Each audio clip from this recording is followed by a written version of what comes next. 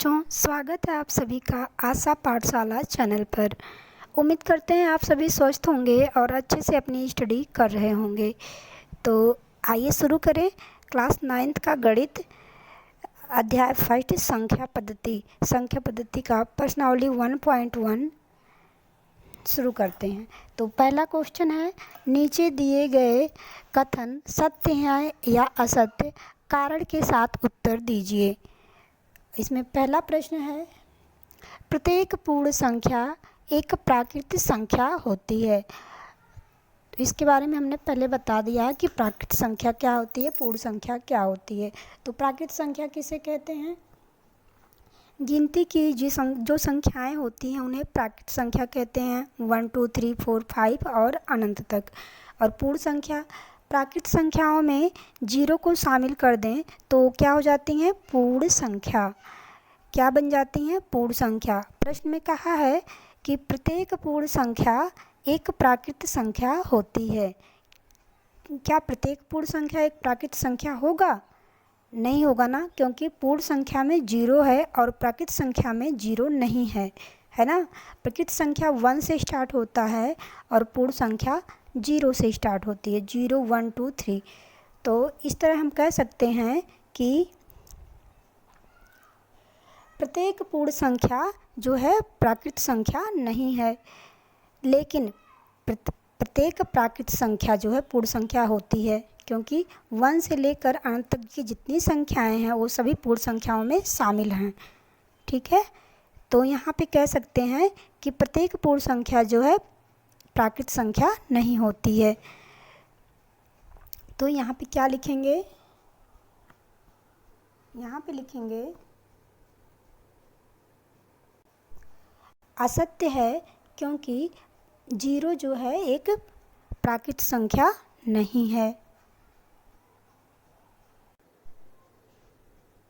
प्रत्येक पूर्णांक एक परिमेय संख्या होती है। तो पूर्णांक किसे कहते हैं? पूर्णांक मैंने आपको बता दिया है कि शून्य तथा सभी धनात्मक और ऋणात्मक संख्याएं जो होती हैं वो होती हैं पूर्णांक।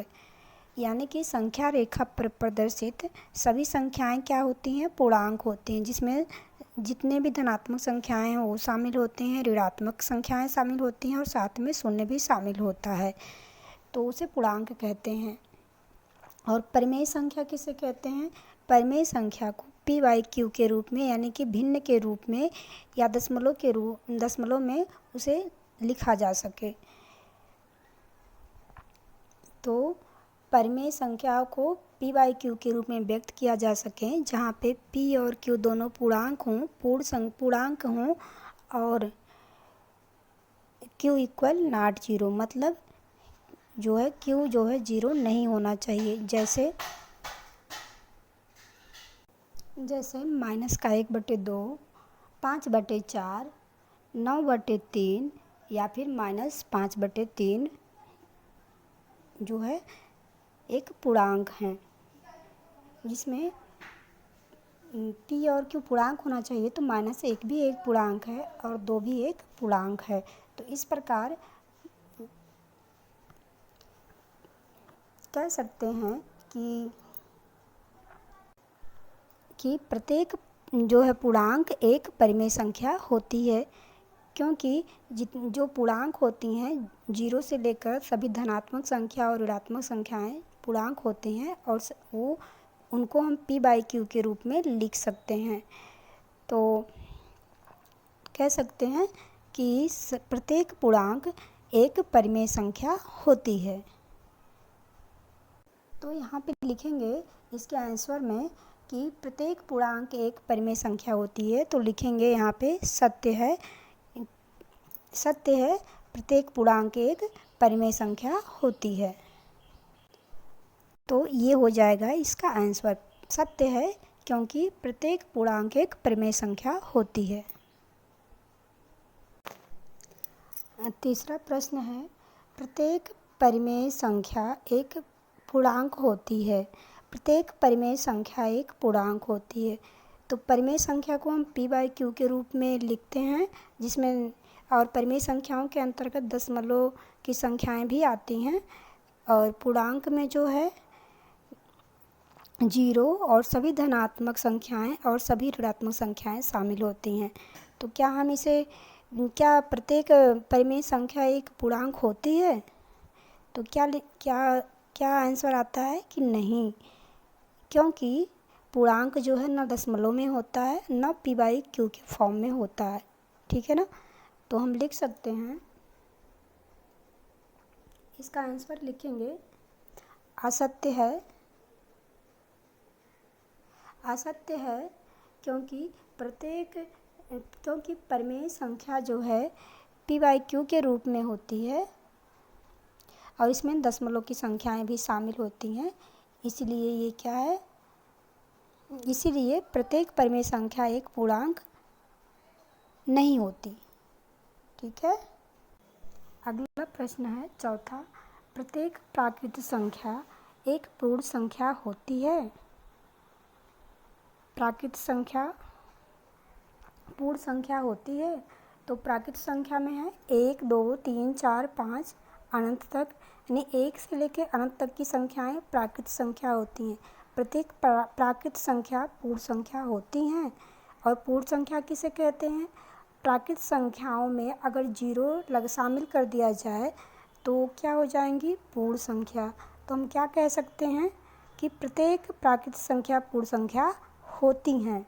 तो क्या लिखेंगे आंसर में? आंसर में लिखेंगे सत्य है, प्रत्येक प्राकृत संख्या जो है पूर्ण संख्या होती हैं। लिखेंगे सत्य है क्योंकि सभी प्राकृत संख्या एक पूर्ण संख्या होती हैं। ठीक है, अगला, प्रत्येक पूर्णांक एक पूर्ण संख्या होती है। तो हमने बताया है पूर्णांक किसे कहते हैं।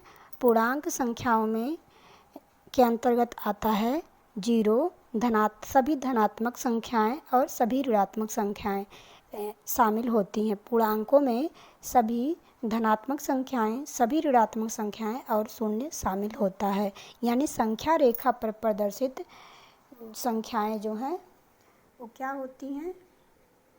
पूर्णांक कहलाती हैं। जैसे 0 ±1 ±2 ±3, ये सब क्या है? पूर्णांक हैं। कहा गया प्रत्येक पूर्णांक एक पूर्ण संख्या, और पूर्ण संख्या क्या होती है? 0 से लेकर के 1 2 3 अनंत तक की संख्याएं क्या होती हैं? पूर्ण संख्याएं। तो कहा है प्रत्येक पूर्णांक एक पूर्ण संख्या होती है। पूर्णांकों में माइनस की संख्याएं शामिल होती हैं, यानी ऋणात्मक संख्याएं शामिल होती हैं, लेकिन पूर्ण संख्या में जो है ऋणात्मक संख्या शामिल नहीं होती है। तो क्या यह कथन सही है? क्या लिखेंगे? असत्य है।